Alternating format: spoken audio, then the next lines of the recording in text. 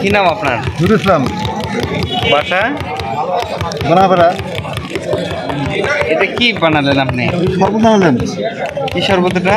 এটা পেটের ব্যথা, গ্যাস্ট্রিক, আমাশা, শরীর দুর্বল, প্রসাব, জ্বালাফোড়া, এগুলো সব ভালো হয়? জি।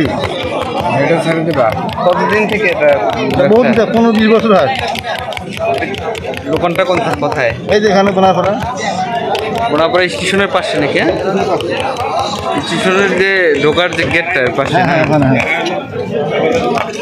আপনি উঠান দেখি এই উপকরণগুলো কোথা থেকে নিয়ে আসেন? হ্যাঁ, কোথা থেকে নিয়ে আসেন? বগুড়া থেকে, নাটক থেকে।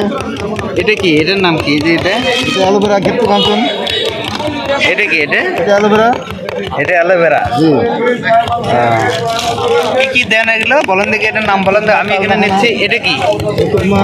হ্যাঁ, হ্যাঁ, ভুসি, হ্যাঁ।